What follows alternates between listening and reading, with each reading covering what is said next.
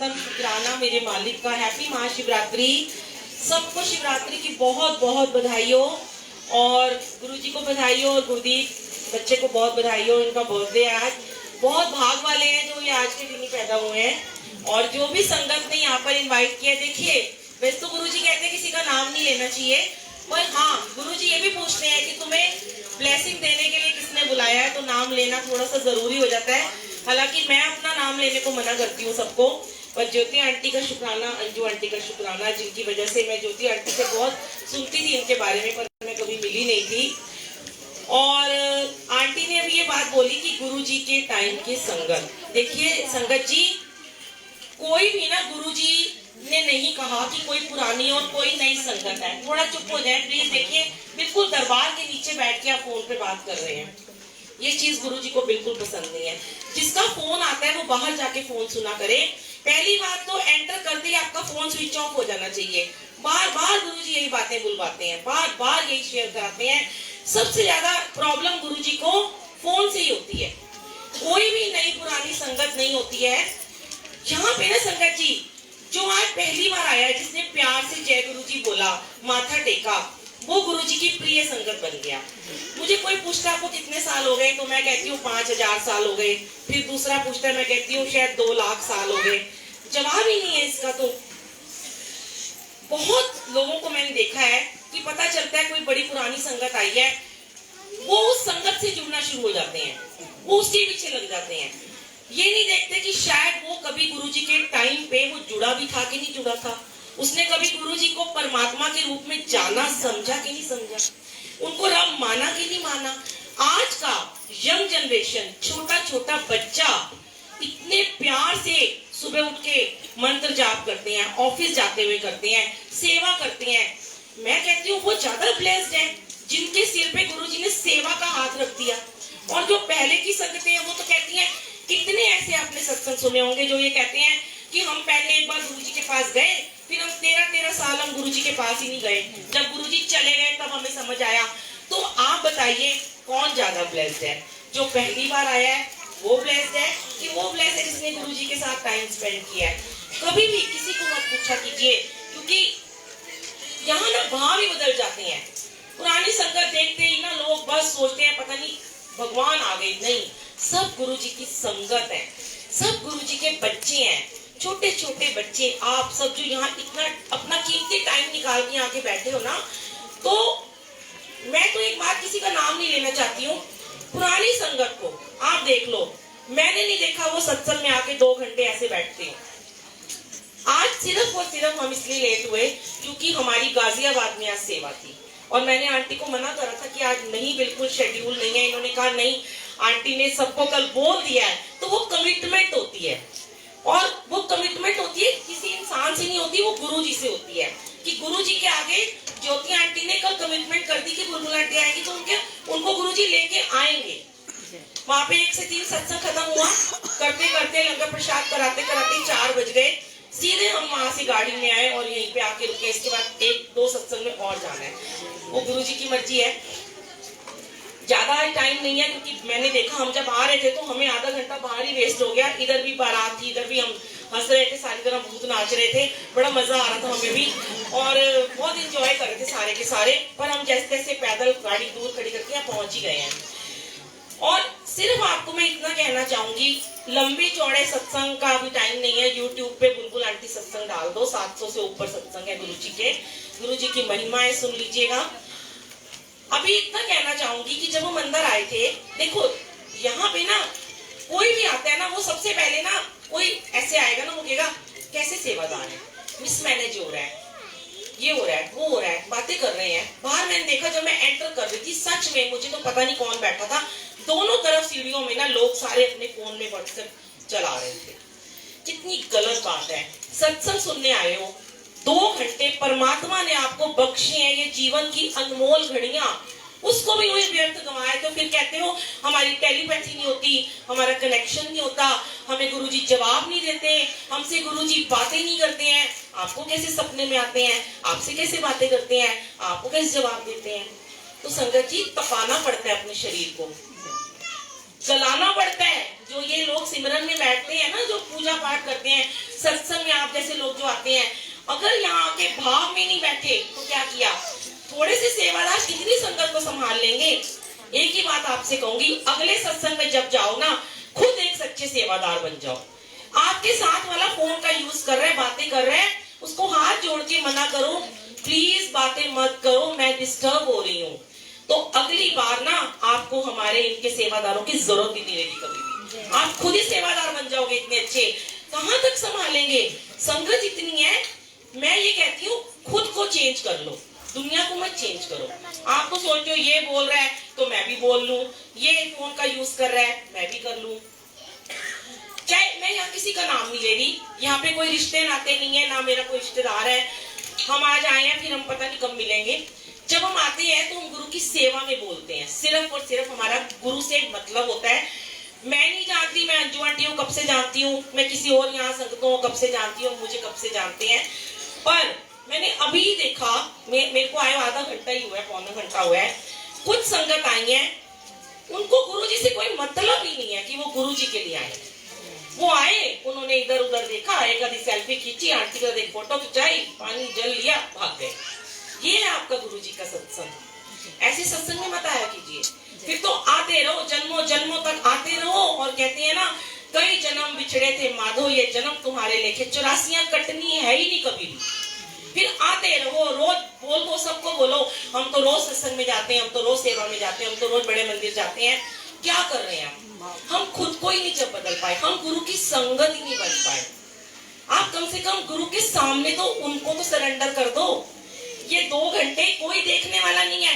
घर से बोल के आए हो, सत्संग में जा रहे हैं, और यहाँ पे आके क्या कर रहे हो? मनोरंजन कर रहे हैं, पार्टी कर रहे हैं। पार्टी होगी ना, बर्थडे होगा, अब डांस भी होगा, शिवरात्रि है, खूब नाचना गाना। लेकिन जब सत्संग होता है, अगर थोड़ा ब्रेक मिल रहा था, उस टाइम एक अंकल मैंने देखा था जब हम आए थे, वो अपना म्यूजिक सेट कर रहे थे, क्योंकि वो लाइव चलाना चाहते थे वो सॉन्ग, जो भी भजन था अपना। उतनी देर में सारा मिसमैनेज हो गया। क्या जरूरी है कि सारे सेवादार आपको आके रोके कि आप फोन मत करो, आप बातें मत करो? खुद को ऐसा बनाइए प्लीज, जब भी सत्संग में जाते हो। और गुरु जी का सबसे बड़ा आपका कनेक्शन बनेगा ही तभी जब आप इस गुरबानी को सुनोगे। ये जो शब्द गुरबानी आपने सुनी है ना, ये आपके जन्मों जन्मों की मैल को काटती है। आपका ये भांडा है ना, ये साफ कर देती है। ये गंदा भांडा है मेरे समेत। मैं कोई बहुत पवित्र आत्मा नहीं हूँ, मैं भी बहुत पापी हूँ। सबसे पहले मैं खुद को पापी कहती हूँ। तो ये बर्तन रोज गंदा होता है। अब एक भिखारी है, बाहर बैठा है कटोरा लेके, और उसके कटोरे में खूब सारे सिक्के रखे हैं। तो आपसे जब वो भीख मांगेगा तो आप उसे नहीं दोगे। आपको पता है उसके पास ऑलरेडी पैसे हैं। पहला थॉट आता है, ये तो ना अभी पैसे इकट्ठे करके रात को जाके दारू पिए, यही आता है थॉट, इसका तो काम है। लेकिन अगर उसका कटोरा खाली है तो थोड़ी सी दया, थोड़ा सा तरस हमें आ ही जाता है उसके ऊपर। यही सेम हमने अपने गुरुजी महाराज के लिए करना है कि जब यहाँ पे आना है तो ये भांडा पूरा खाली करके आना है, तो उनको तरस आएगा हम पे। फिर वो अपनी ब्लेसिंग उस भांडे में डालेंगे। और हम अपने भांडे में क्या लेके आते हैं? ईगो, घमंड, बातें, निंदा, चुगली, फोन। सबसे बड़ा दुश्मन फोन है। मैं तो अपने घर में कल शिवरात्रि का सत्संग किया है, और मैंने बोल दिया आगे से जहां भी मैं सेवा में जाऊंगी, मैं वहां पे एक टोकरी रखा करूंगी, सारे अपना फोन बंद करके उसमें डालेंगे। चाहे वो 20 है, चाहे वो 50 है, कोई नहीं घूमेगा किसी का फोन। पीछे नाम लिख के रख दो, चिट लगा दो, कुछ तो ऐसा करो। लेकिन खुद करो। मैं तो कहती हूँ, ये भी क्यों जरूरत पड़े आपको करने की? सिर्फ और सिर्फ गुरबानी में ध्यान लगाओ संगत जी, मंत्र जाप में ध्यान लगाओ, और जो सेवादार आपको बोलते हैं उनकी बात सुना करो। क्योंकि सेवादार को गुरुजी ने खड़ा किया है आपकी सेवा करने के लिए। और लास्ट में एक आपको मैं और थोड़ा 2 मिनट का शेयर कर दूं, क्योंकि टाइम मेरे को भी आगे जाना है, आपके पास टाइम कम है। मैं तो बोलूं तो बोलती चली जाऊंगी। देखिए आंटी, आप नीचे बैठो, आप गुरुजी की सीढ़ियों में बैठे हो। बिल्कुल गुरुजी के बराबर में कुर्सियां कभी नहीं लगानी चाहिए। ये तो अब लोगों ने लगानी शुरू कर दी है। बड़े मंदिर में देखा है, बाहर ही लगती हैं कुर्सियां। जितने घुटने दर्द होते हैं, ये मैं खड़ी हूं ना, बीमारियों का भरा हुआ पुतला थी मैं। एक पूरी बीमारियों से भरी गुरुजी के दरबार में गई थी, और एक एक करके उन्होंने मेरी बीमारियां निकाली। कैसे? बिठा बिठा के जमीन पे, सिमरन में बिठा के, सत्संग में सेवा में भेज भेज के, लंगर खिला के, जो भी उन्होंने मेरी सारी प्रॉब्लम दूर करी है। आज दिन में 3 सत्संग की सेवा भी ले लेते हैं, और बैठने की जरूरत ही नहीं रहती है, कोई दर्द नहीं होता। तो जितना नीचे बैठोगे ना, उतने आपकी प्रॉब्लम ठीक होगी। आपने सुना होगा गुरुजी अपने टाइम में गद्दियां लेके आंटी आती थी, छुपा छुपा के उनकी गद्दियां निकलवा के रख लेते होते थे और उन्हें जमीन पे बिठाते थे और तब बैठते थे लोग, क्योंकि उन्हें डर था। मैं एक ही बात कहती हूँ, गुरु से ना डरो मत, गलत काम करने से डरो। गुरु तो प्रेम का भूखा है, उसे प्रेम करो, जितना प्रेम कर सकते हो करो, प्यार के भूखे हैं। गलती करने से डरो, गलत काम सोचो कि अगर मैं फोन का यूज कर रहा हूँ तो मैं गलत कर रहा हूँ, कोई नहीं देख रहा, मेरा गुरु मुझे देख रहा है। एक आंटी बेचारी किस किस को देखेंगी जाके, एक अंकल वहां कितना देख लेंगे। तो गलती तो आप लोग कर रहे हो। और जो आपने अभी मंत्र जाप सुना, सिर्फ और सिर्फ मंत्र जाप अगर आप करते हो, सुबह करो, दोपहर करो, शाम करो, रात करो, जब भी करो, 24 घंटे करो, पर एक नियम बनाओ। अपने घर में एक नियम बनाइए कि आपको एक नियम में मंत्र जाप करना है, चाहे सुबह करना है, चाहे शाम को करना है। आपने देखा पहले के जमाने में लोग खाना खाने से पहले प्रार्थना करते होते थे, सारे एक टेबल पे बैठते थे, तो उनके बच्चे उसी भाव में रहते थे। सतयुग था। आज कलयुग क्यों है? क्योंकि आज वो चीजें खत्म हो गई हैं। आज हर दूसरी जगह रेप हो रहा है, हर दूसरी जगह खून खराबा हो रहा है, गोलियां चल रही हैं, लड़ाई हो रही है, और कुछ तो निंदा चुगली बन रही है। तो अपने घर का माहौल ऐसा बनाओ, सतयुगी बनाओ।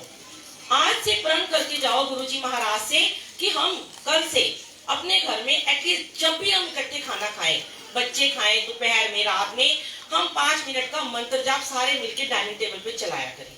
आप देखेंगे उस मंत्र जाप को चलाते ही आपके घर में जिस भाव से खाना बना है, चाहे वो मेड ने बनाया है, चाहे आपने गुस्से में बनाया है, चाहे आपने लड़ाई करके बनाया है, वो एकदम से अमृत बन जाएगा और आपकी सारी बीमारियों को वो खत्म कर देगा और आपके घर में इतनी पॉजिटिविटी लेके आएगा कि जब वही खाना खा के आपके हस्बैंड, आपके बच्चे काम पे जाएंगे, लहरें वहरें हो जाएंगी। देखना, क्योंकि पॉजिटिविटी है ना, नेगेटिविटी खत्म हो गई। नेगेटिविटी रोज हमें मिलती है, डेली मिलती है, क्योंकि हम, मैंने कहा ना, भांडा है, बाहर जाते हैं, रोज अलग अलग लोगों से मिलते हैं, थोड़ा बहुत झूठ भी सब बोलते हैं, तो वो भांडा गंदा होता है। तो उसको रोज कैसे साफ करना है? मंत्र जाप से करना है, शब्द गुरबानी से करना है।